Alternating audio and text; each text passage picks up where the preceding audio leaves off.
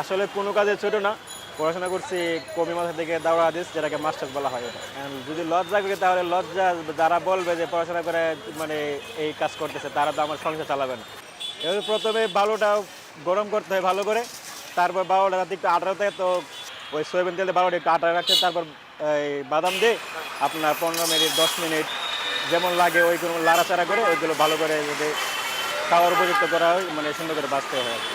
ভাজার পরে এই বালু থেকে বাদামটা আলাদা করে ঝাড়া দিয়ে আলাদা করে তারপর এখানে রেখে দেয়, রেখে পরে বিক্রি করে। হ্যাঁ, আমাদের ফ্যামিলিতে 4-5 জন সদস্য আছে, তা আমার কামাই দিয়ে সংসার চলে। এমনি এই ব্যবসার মধ্যে পুঁজি তেমন লাগে না, তো হঠাৎ বড় হয় যায় না, অল্প থেকে ছোটো থেকে বড় আস্তে আস্তে বড় হতে হয় আর কি। তো দৈনিক 1200, 1500, 2000 থাকে আর কি।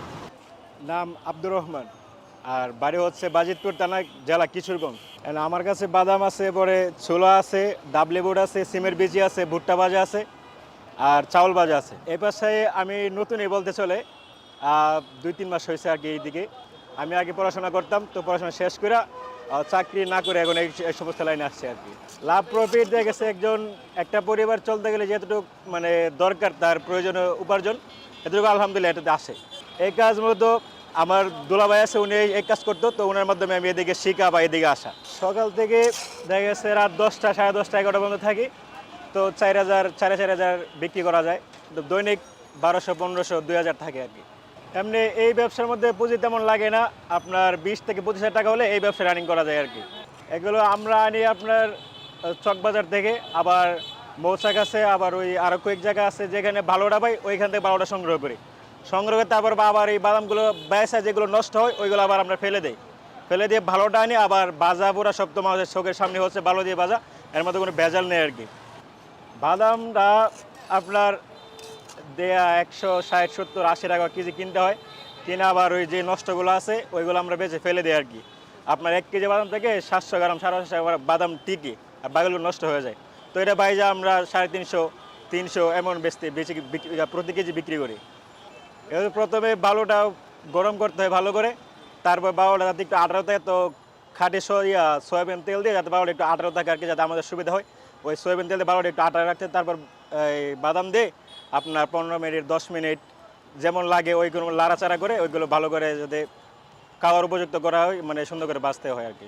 ভাজার পরে এই বালু থেকে বাদামটা আলাদা করে ঝাড়া দিয়ে আলাদা করে তারপর এখানে রেখে দেয়, রেখে পরে বিক্রি করি। এটা হচ্ছে চাউল ভাজা, এটা হচ্ছে আপনার বাদাম, এই বালুর ভাজা, ওটা হচ্ছে তেলের ভাজা। আর এগুলো সব আমরা নিজেরাই ভাজি, নিজেরাই প্যাকেট করি, এর মধ্যে কোনো ভেজাল নেই, মানে সবসময় চেষ্টা করি যে কাস্টমার যেন ভালো টাকায় আর কি। এটা হচ্ছে আপনার 140 টাকা, 50 টাকা, আবার অনেকে 60 টাকা রাখে। আর এটা হচ্ছে আপনার 80 টাকা, 90 টাকা কেজি কিনা। আর এটা কেজি হচ্ছে আপনার 160 টাকা, 170 টাকা সিমের বিচি। এটা হচ্ছে আপনার 160 টাকা, 70 টাকা কেজি কিনতে হয়। আর এই ছোলা বুটটা কাঁচাটা কিনতে হয় আপনার 150, 160, এক এক দোকানে এক এক দাম রাখে।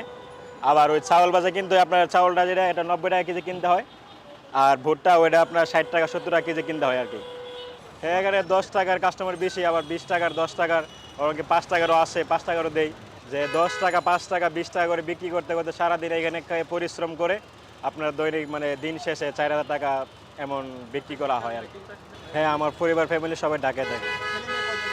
হ্যাঁ, আমাদের ফ্যামিলিতে 4-5 জন সদস্য আছে, তা আমার কামাই দিয়ে মোটামুটি সংসার চলে। ভবিষ্যৎ হচ্ছে ছোটোখাটো ব্যবসা দিয়ে কেরিয়ার শুরু করতে চাচ্ছি।